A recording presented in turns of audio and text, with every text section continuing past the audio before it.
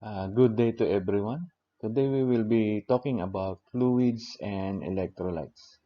This topic will be talking about on how does the body maintain our fluids and electrolytes. So fluids and electrolytes, the blood composition.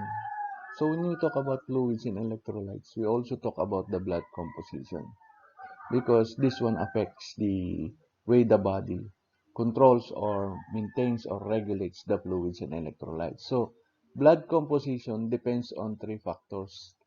Of course, diet.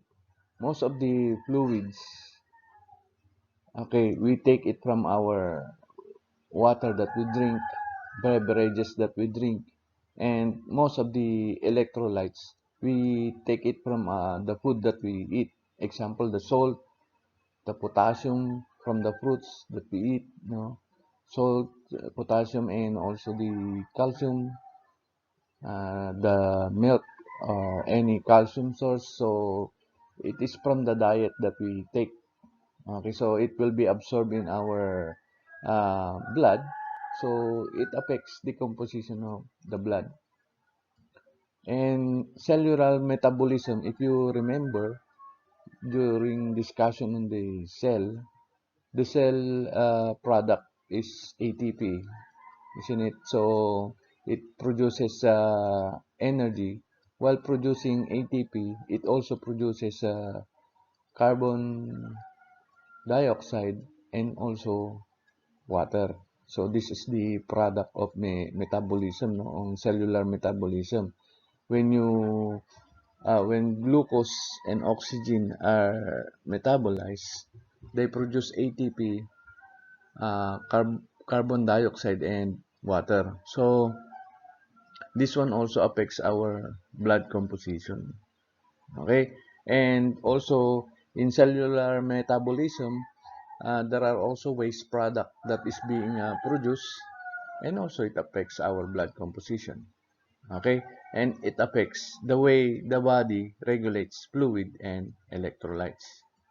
Okay, so urine output.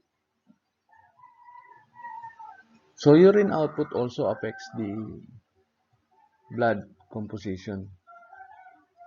Okay, so if the urine output is low, okay, meaning you will be your urine output is concentrated. Okay, concentrated. And if your urine output is concentrated, meaning you are dehydrated, you have more solute in the blood, and this one affects the blood composition. So urine output will be affecting also our blood composition.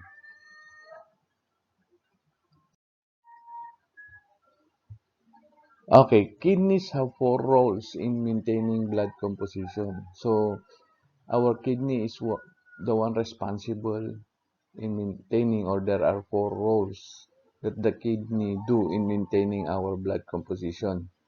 One is excretion of nitrogenous waste product or nitrogen containing waste, which in which the kidney uh, remove the uric acid,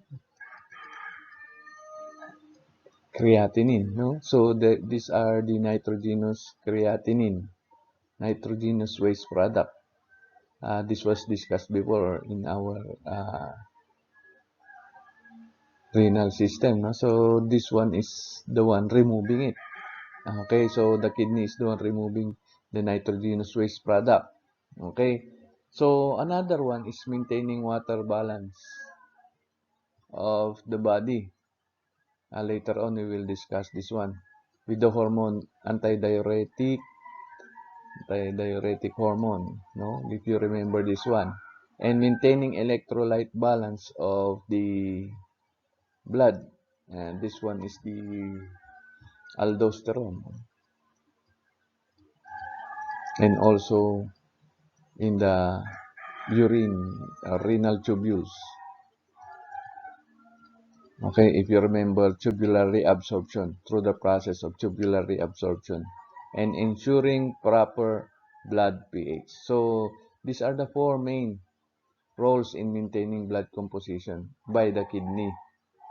So they also ensure proper blood pH. So if the pH is high,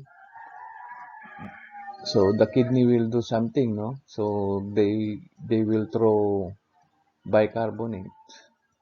Remember, bicarbonate is one part of your filtrates that is being produced in the glomerulus. So during the renal tubular reabsorption, the kidney will decide on the blood pH, no? Decide on how much they will reabsorb and how much they will throw to ensure proper blood pH. Okay. So, maintaining water balance. So, let's talk about water balance. Okay. So, the normal amount of water in the human body. Okay. So, here, young adult females have 50% amount of water in their body, while young adult males have 60%.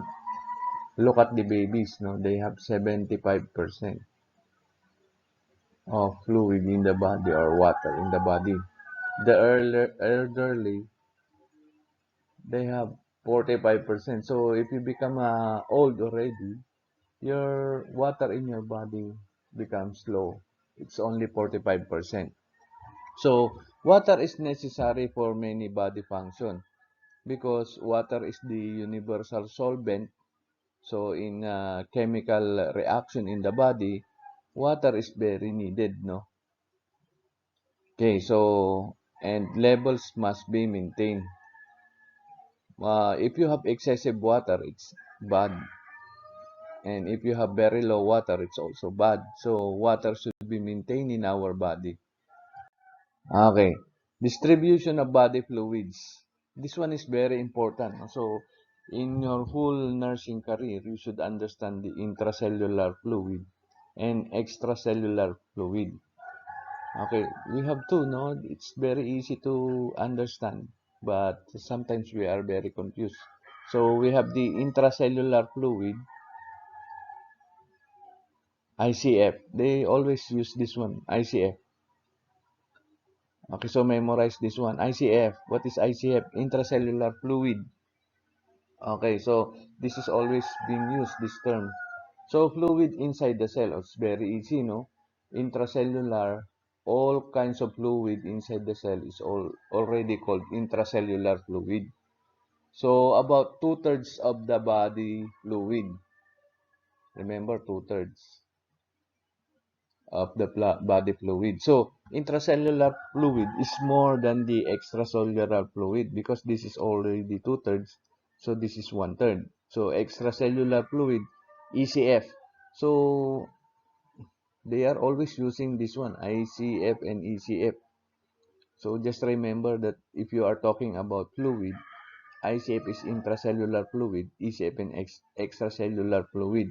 If you say intracellular fluid, inside, okay, intracellular fluid, inside. So extracellular fluid, outside. So the word there is outside, no? The fluid outside the cell. Okay? So here, in the extracellular fluid, we have two. Interstitial fluid. So this will be a very confusing word, no? Uh, Intracellular and interstitial. Remember, interstitial fluid is outside, no? So it's outside. While intracellular is inside. So interstitial fluid are fluid between the cells, no? Between cells and blood capillaries, no? Blood capillaries.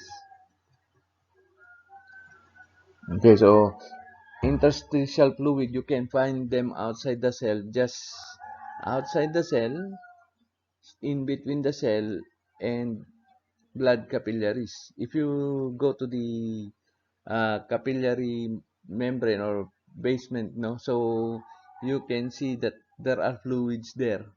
Okay, so it's called interstitial fluid. And blood plasma, of course, they can only be found in the blood. So we have fluid in the blood called blood plasma. So if they ask you what is the fluid of the blood, it's the blood plasma. So again, we have intracellular, which is fluid inside. So intracellular fluid inside, extracellular fluid outside, and we have two interstitial fluid, fluid outside the cell, just between the cell and capillaries, no? And fluid in the blood, which is called blood plasma. Okay, so let us take a look at this illustration, no? So we are divided into two, 1 and 2. This is two-third, no? That's why it has 40% of the body weight, which is 25 in volume, with a total of 40 liters, no? So this one is extra uh, cellular fluid, which is 15 liters, 20% of the total body weight. So 20 plus 40 is equal to 60% of the body weight. So this one is 40% of the body weight, 20% of the body weight. So which is greater? Of course, the intracellular fluid. Okay, so fluid inside the cell. Okay, this is fluid inside the cell. Inside. And this is fluid outside the cell. And we have two, no? The extracellular fluid again is divided into two. So we have the interstitial, which is in between the cells and capillaries, no?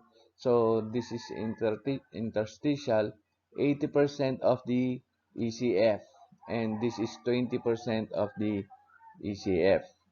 Okay, so it has 12 liters, and this one has 3 liters. Okay, remember they are using ECF already, no? ECF, extracellular fluid. And this one is ICF, intracellular fluid. Okay, so remember that the uh, fluid in the body is 60%. Okay, so 20% ECF, 40% ICF. Okay, so remember that one. So if you look at this, no, this is now your intracellular, only fluid in the inside the cell, just inside, no, inside. So your interstitial fluid. So this is your ICF. This is now your ECF. The ECF, including this one. Look at this one. Huh? It's blue colored in between the cell. So they are included there because the intracellular are only fluid inside the cell. Fluid inside the cell is the intracellular. So interstitial are fluid between the cells and also between the capillaries. So this is the blood plasma. So the fluid inside the blood is called blood plasma. Okay, so interstitial fluid. So easy, no? Okay, so which is which has more uh, fluid, ICF or ECF? Of course, ICF, because this is two-third and this is one-third. Okay, 40%, 20%. Okay, so easy ha, ECF, ICF. Okay, so ECF, interstitial, and blood plasma. Okay, which is greater, interstitial or blood plasma? Interstitial fluid. because this is 80%, this is 20% of the ECF. Which is greater, ICF or ECF? Of course, the ICF, because this is composed of the 40% of the total body weight. This is 20% of the total body weight. Remember, it's talking about total body weight.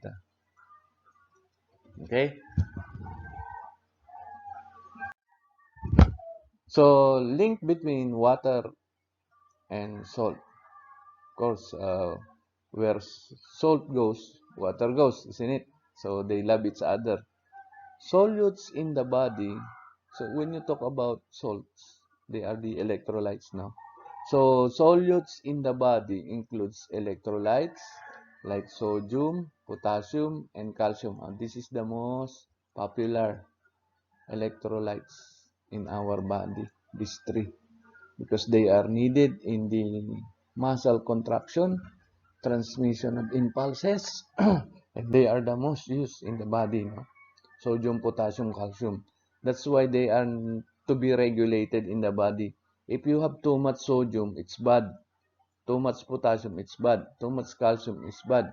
Because your muscle will always contract and you will become stiff and you cannot move your body. No? So, if your sodium, potassium is low, the same, you become weak. Okay, so because your muscle cannot move, because they are needed in the muscle movement. So, changes in the electrolyte balance causes water to move from one compartment to another. Why? Because water always follow the flow of the salt. So, the salt is also considered the electrolyte. So, when there are more electrolytes outside the cell, the water will go outside, causing the cell to shrink. If you remember that one, the discussion on the electrolytes. Okay, so this one alters blood volume and blood pressure, can impair activity of the cell. Okay, so if electrolyte balance and also water is being lost, it will now alter the blood volume and the blood pressure.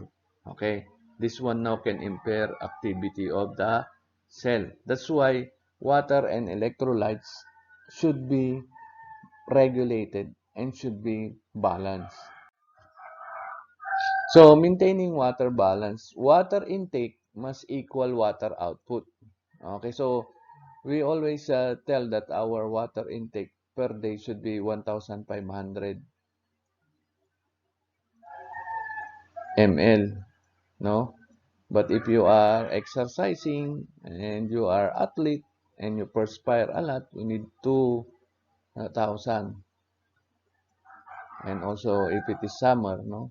And you need also to drink 2,500. So you must equalize water output also. So if this is your intake, your urine should be like this also, or less than, because there are also insensible water output. Okay, so what are the sources of water intake? So on your diet again, so ingested foods and fluids. So the food contain also water, and fluids, the beverages and the sterile water or the water that we drink. Okay, water produced from metabolic processes. So as I have said, during metabolism in the production of ATP, carbon dioxide and water is also produced. So produced also from metabolic processes. Okay, thirst mechanism is the driving force for water intake. So if you are thirsty, you drink water, and that's your instinct, no? So if you become thirsty, you want to drink water. So thirst mechanism is the driving force of water intake. You will take water if you are thirsty. Okay.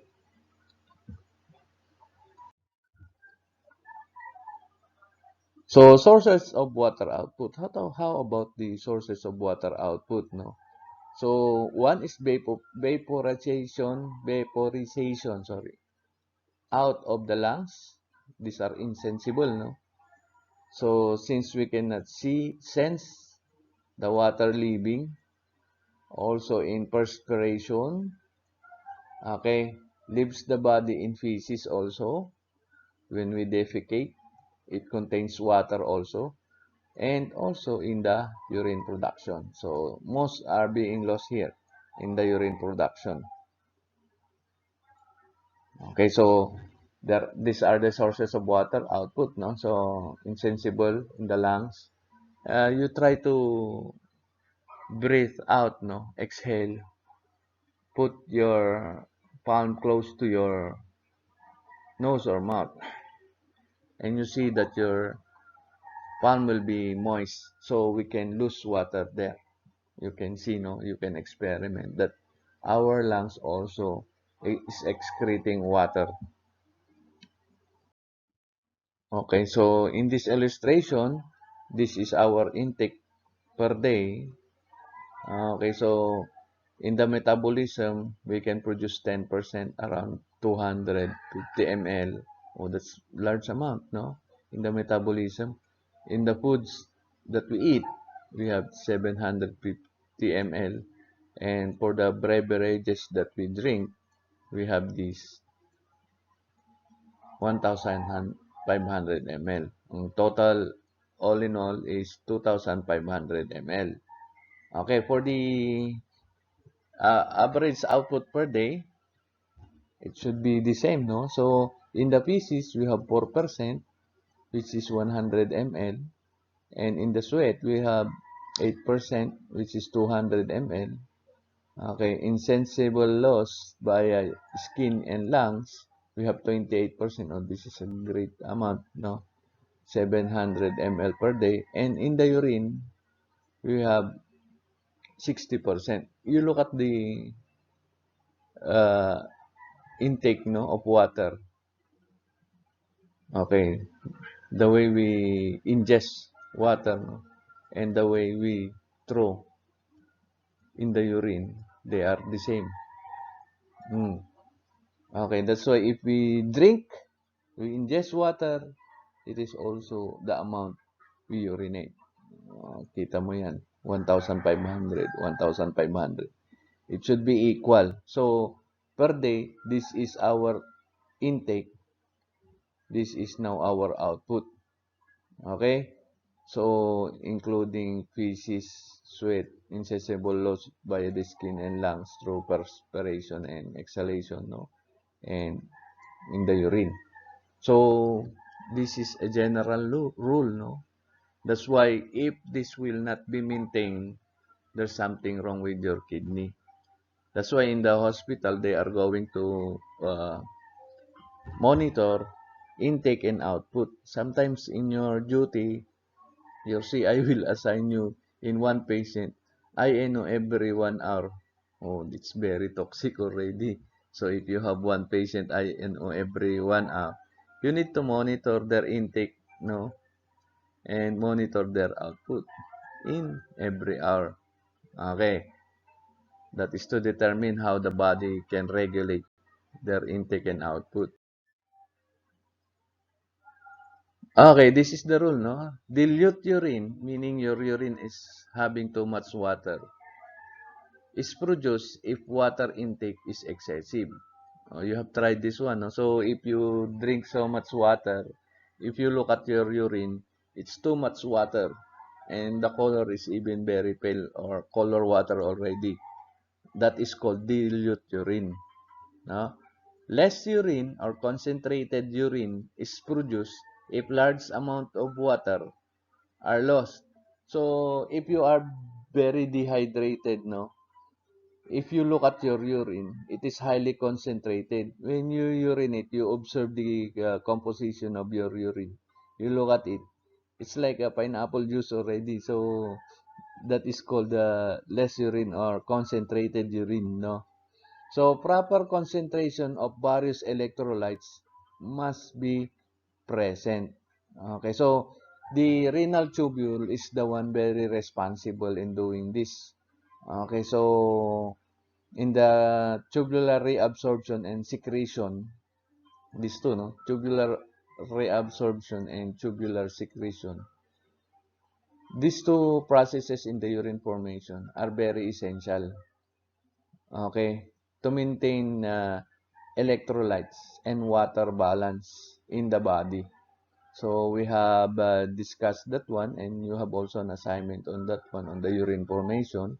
So you can see that in the tubular reabsorption and tubular secretion, fluids and electrolytes are being maintained in a certain level, okay, to maintain homeostasis. So let's go now to regulation of water and electrolyte reabsorption. No? So we can see here osmoreceptors. Osmoreceptors are located in our hypothalamus. Okay, so we have receptors. Previously, if we say receptors, they are the one to respond to stimuli. Okay, that's why they are sensitive cells in the hypothalamus, react to small changes in the blood composition by becoming more active. Okay, when activated, what will happen? Third center in the hypothalamus is notified. Okay, yung hypothalamus is the one responsible, no? Yan. To organizing the regulation of water and electrolytes reabsorption. So, he is the one who will organize it because of their osmoreceptors that are present there. Okay? If you say osmoreceptors, by the word osmoreceptors, they are monitoring the osmolality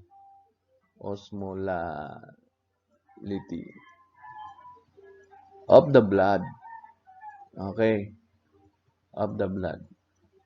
Yan. So, they are determining the osmolality of the blood, the ratio between the solute and the solvent, no?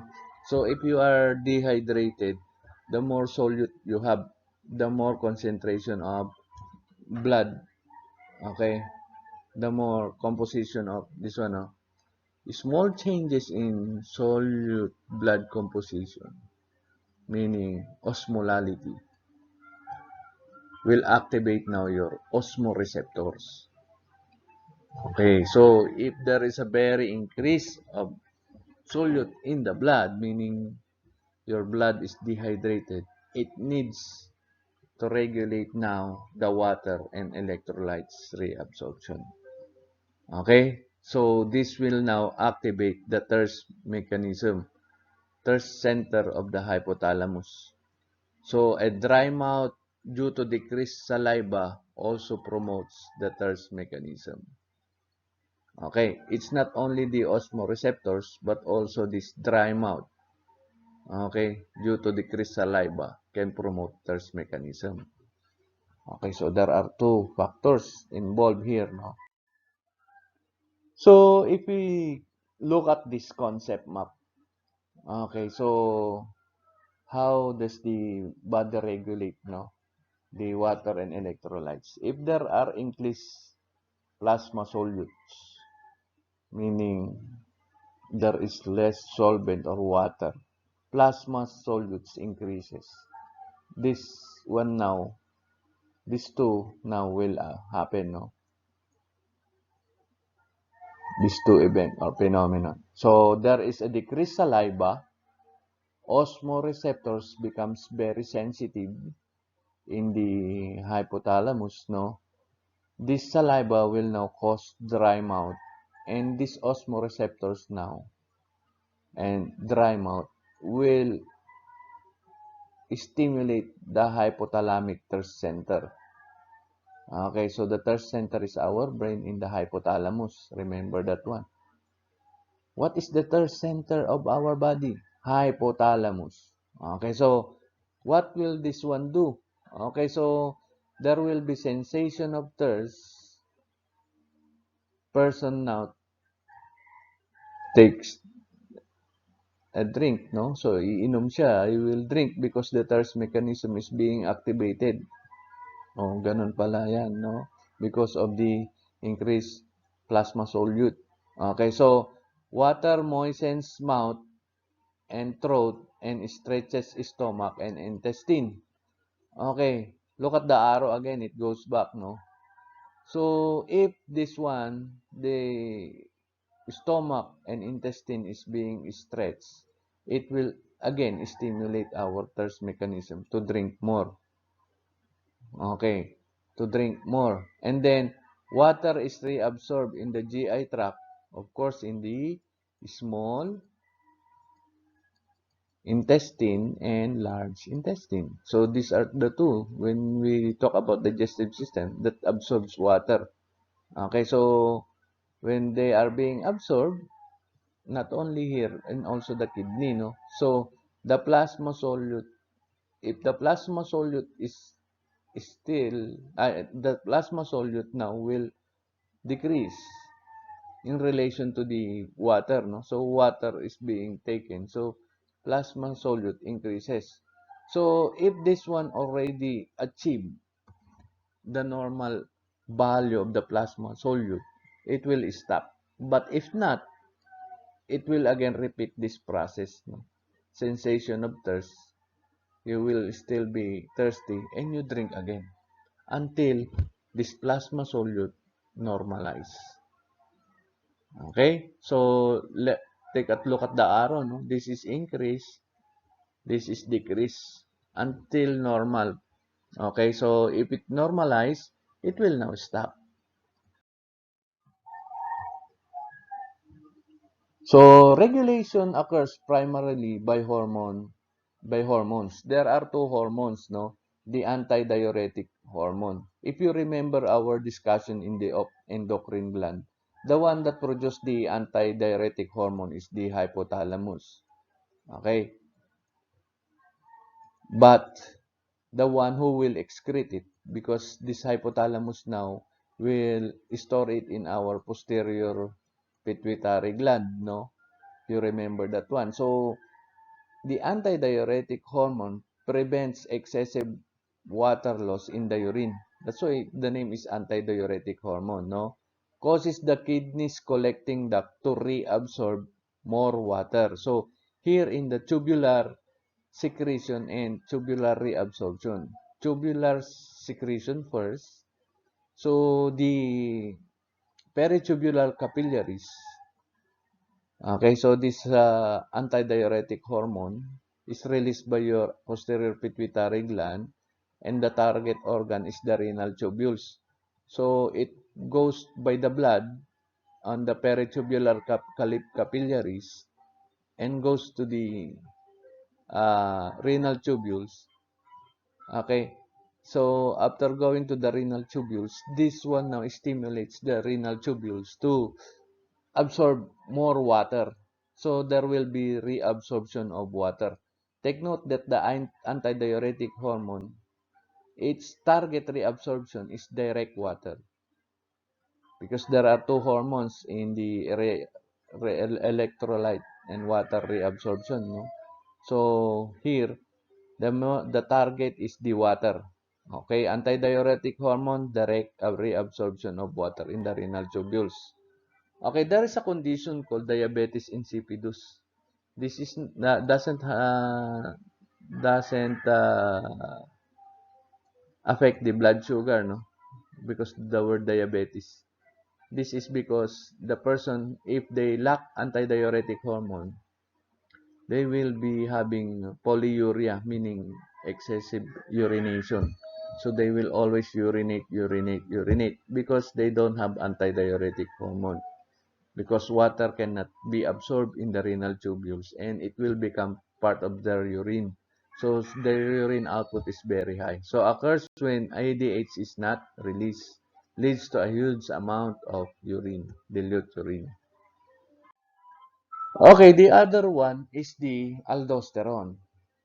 Okay, so aldosterone, we all know that this is secreted by our adrenal gland. And the adrenal gland is a triangular shaped gland that sits on top of the kidney. And aldosterone is found in the adrenal cortex, no? If you say adrenal cortex, the outer layer. And the outer layer is divided into three again. It is secreted by the outermost layer of the adrenal cortex. Oh, you remember that one, huh? Adrenal cortex. So this one, the target again is the renal tubule. So it will go to the renal tubule through tubular secretion. So it will be secreted, no, in the tube. It will go first, of course, it goes to the blood. It travels in the peritubular capillaries, then transport to the renal tubules and being secreted there. And this one now influence the reabsorption of sodium. So that's why it regulates sodium ion content. Okay, so it will now regulate sodium ion content in the ECF. Okay, extracellular fluid. Remember, sodium always lives outside the cell, no? So, this one now, sodium is the electrolytes most responsible on the osmotic water flows. Okay, because where sodium goes, water goes.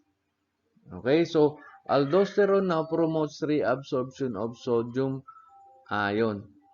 Okay, a while ago, the ADH is responsible for the reabsorption of water. So this one, aldosterone, direct reabsorption of sodium. Okay, and remember, water flow follows salt. Where salt goes, water goes. And that's why it also promotes reabsorption of water. Direct reabsorption of sodium, but promotes reabsorption of water. So that is how it regulates the fluid and electrolytes. Okay, so here the renin-angiotensin mechanism. In other book, they call it RAAS, no? RAAS. But here in our book, renin-angiotensin mechanism. RAAS, renin-angiotensin-aldosterone system. I repeat, renin aldos angiotensin aldosterone system. Okay, so this is mediated by the juxtaglomerular apparatus. So in our kidney, in the nephron, in between the afferent and efferent, the juxtaglomerulosa is living here, no? Okay, this apparatus is very important in monitoring our uh, blood plasma, no? So, he is monitoring the blood plasma, the composition of the blood fluid in the blood when entering in the afferent and exiting in the efferent. So, he is the one monitoring the blood plasma, of course, the water and electrolytes. So, he has a counter, counting it. So, if this one, okay, this condition, no? If blood pressure is down, blood volume is down, and renal perfusion is down, this mechanism is being activated. So your RAAS is being activated. Okay, so if you do not encounter this condition, this RAAS is shut off. So right now, if you have a normal BP, normal blood volume, your RAAS is not working. Okay, so only if your BP is down, your blood volume is down, and your renal perfusion is down, that's the time the RAAS will work, or the renin-angiotensin mechanism will work. Okay, remember what is regulating this one is what mediates. This one is our kidney. What apparatus? Juxtaglomerular apparatus of the renal tubule. So, when the cells of the juxtaglomerular are stimulated by low blood pressure, the enzyme renin, remember this one, renin is released into the blood. Okay, renin produces angiotensin 2. There's a long story about this one, no? Angiotensin 2. How does it produce? Okay, so that's why in other book they call it renin an angiotensin and aldosterone system. No? So before the renin produces angiotensin 2 came from angiotensinogen. Angiotensinogen. Okay, this substance is being produced by the liver. Okay, so the liver and goes to the blood plasma. So blood plasma. So this angiotensinogen binds now with renin. Okay, so the ingredient is the renin and the angiotensinogen that is produced by the liver, which is brought to the blood plasma. So every time this condition will arise, when renin is released, angiotensinogen is readily available because they are present in our blood plasma. So renin plus angiotensinogen will now produce A1, angiotensin 1. Okay? But angiotensin 1 has no power and should be converted into angiotensin 2. And who will convert this one, no? Okay, there is a substance called ACE. So, ACE, angiotensin converting enzyme. Angiotensin converting enzyme. This is now can be found in the lungs. So, the lungs is the one producing this one, no? They can be found in the lung. So, this A1 will now travel in the blood and meet the ACE in the lungs. So, A1 plus ACE will become A2. Okay, you get the point, no? That's the story. Renin plus angiotensinogen becomes A1 and A1 plus ACE becomes A2. Now, this A2 now is capable of changing this one, no? This one now will increase BP, increase blood volume, and increase renal perfusion. How? So, angiotensin 2 now causes vasoconstriction. If there's vasoconstriction, BP will increase. And it will now release the aldosterone. Okay, so aldosterone, so the target organ for angiotensin 2 is your adrenal gland. Okay, so adrenal gland now will produce aldosterone and release it, no, to the blood and goes to the renal tubule and secreted there, and it will not reabsorb sodium, no. So sodium now will be reabsorbed. So result is increase in blood volume and blood pressure. Sodium now will increase blood volume because it will now promote reabsorption of water. So if there are more water in the blood volume will increase.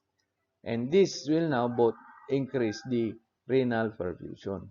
Okay, that's the goal of the renin-angiotensin mechanism or RAAS, to increase the value of these three. Okay, so when these three are decreased, this is being activated. If not, they will close. So if the blood pressure, blood volume, and renal perfusion is now normal, the RAAS shut down. Okay? So if we look at this illustration, so falling systemic blood pressure and blood volume will now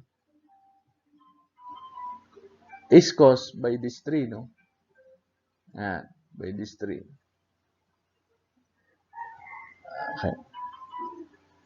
Will cause this one, no? Reduce filtrate volume or solute content in the renal tubules.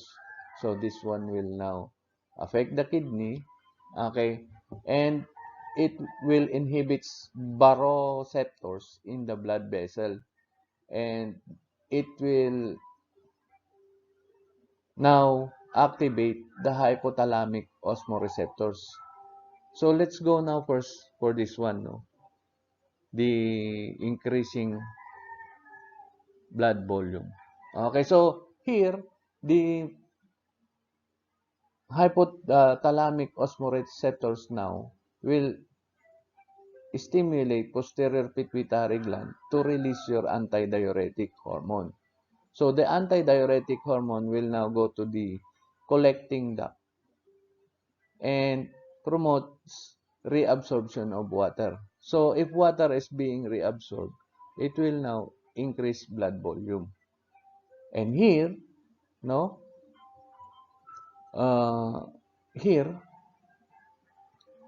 so let's go first for the increased blood volume. No? So here,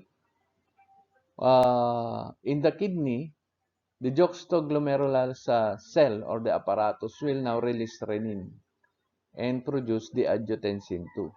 The angiotensin II now will promote the adrenal gland to release the adrenal in the adrenal cortex to release the aldosterone. Okay? So this aldosterone now will go to the renal tubules and directly reabsorb sodium. Okay? And where sodium goes, water goes, promoting reabsorption of water. Again, if water is reabsorbed, blood volume is reabsorbed. Look at this, no? Water reabsorption promotes increased blood volume. Okay, for the increase of blood pressure, we have two, no? So, here, the juxtaglomerulosa of the kidney. Okay, so, because of this inhibition of barometers in the blood vessel, it stimulates the sympathetic nervous system. Okay? This sympathetic nervous system will now cause the systemic arterioles to constrict. So there will be vasoconstriction. And this vasoconstriction now will increase peripheral resistance and increasing now your blood pressure. Okay? So let's go on the other side, no? So here, the juxtaglomerulosa, the kidney, will release renin, and the renin will produce angiotensin II. Since angiotensin II, one of its action is in the systemic arterioles, no?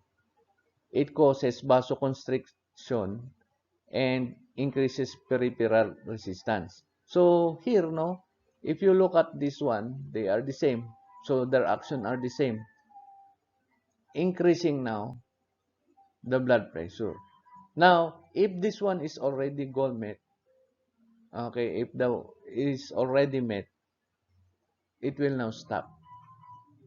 Okay, the production of ADH will now stop. The production of aldosterone will now stop. And production of renin will now stop. So, maintaining now the homeostasis. Okay, thank you very much. That will end our discussion for today. Thank you for listening. Okay, so I hope you understand the lesson.